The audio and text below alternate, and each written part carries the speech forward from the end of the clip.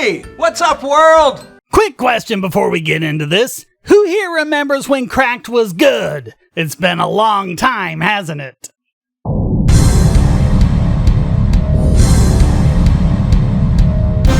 I'm Roger, and I own far too many companies. So I'd like to give back, but I'd like to give back in a way that still makes me money. And what exactly is wrong with that? Every economic transaction leaves both sides better off. I've heard plenty of statists try to deny this, but this is the first time I've heard one of them say it's a problem. So I can buy stuff, because we all want stuff. Yes, and who's going to provide that stuff if there's not an economic incentive to make money doing so? We all need stuff, and you can get any stuff you want at Rogers Item Cube. My big box for buying stuff in. Don't worry, we have got most stuff. Need a cup? We have more than one kind. Power tools? Sure. Toys, guns, cribs, we've got it all. Because instead of carving out my own segment of the American consumer market, I decided to say, screw it. Let's just be everything. Hey, dipwads! It's called a general store, and they go back to the 18th century. This way, instead of running just one mom and pop shop out of business, we can run them all out of business under the guise of capitalism and healthy competition. Tell me something, morons! If this is the case, how come whenever there's a new Walmart or something like that, it results in more small stores around it? Why do you even get things like tire shops when Walmart themselves sell tires? According to you, they should be putting tire stores out of business, not increasing them. We've got racks and racks of shame fabric designed to hide the disgusting human body in style. I have no idea what kind of point that was supposed to be, other than to just insult the kind of people who go to these stores. Elitist much? But not too much style. For the record, I have some really nice 100% silk ties that I got at Walmart that are just as good as the ones you spoiled rich brats get at the Gap or wherever it is you brats get your overpriced goods that are mostly for the sake of showing off for a much lower price. What's the matter? Is it too easy for us poor people to look as good as you, so you have to wrongly denigrate the goods they sell?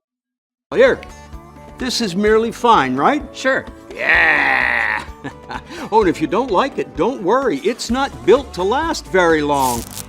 This has been debunked so long it's pathetic. Goods bought at stores like Walmart and Target have been shown to be every bit as good as more expensive goods bought elsewhere, if not better. You see, it was made by, well, I don't want to use the word slaves. Good, because it's wrong. But employees is a bit of a stretch too. No, they're employees. Do you have any actual points to make, or is this just one big poisoning the well fallacy disguised as an incredibly bad satire? By the way, one of the typical excuses I don't want to hear from you state cult apologists is, "Oh, it's just satire. Can't you take a joke?"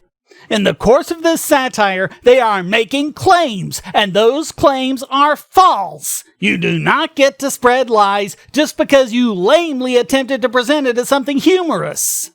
Let's say it was just made by people getting paid a small amount of very little money to make these garments quickly and, if necessary, poorly. I'm not going into this yet again. I'll just point out how this is a far better option for them than any others in their countries. Thanks to these so-called sweatshops, these people can afford a place to live, 3 meals a day, and sometimes even cars. That's why these jobs are coveted. You'll dishonestly point out how they make 50 cents an hour or whatever by bogusly converting their currency using exchange rates instead of actually looking at purchasing power. Also, you can make your pathetically wrong points to push your backward elitist agenda. You look down on them from your rich millennial ivory towers and sneer at them while pretending to be the friend of the poor people. Give me a break! I know what you're thinking. You're worried about losing jobs. But jobs are just one of the many stuffs that you can get at my Item Cube. Oh, sure, we won't start you out on a living wage. Walmart and Target employees start out at $11 an hour. According to the UN, that is several times what is required to actually live.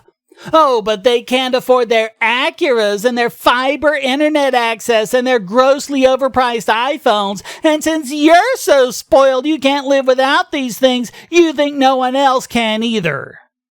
or work our way up to a living wage.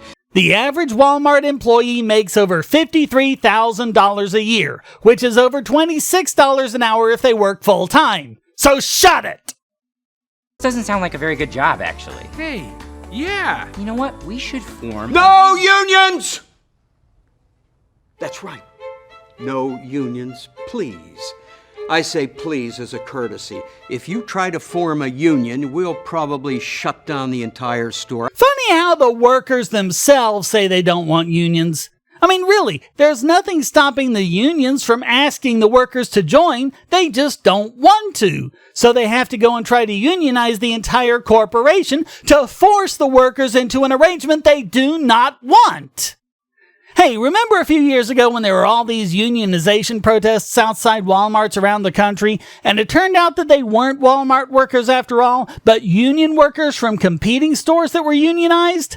So what is this really about? Helping the workers or stopping the competition?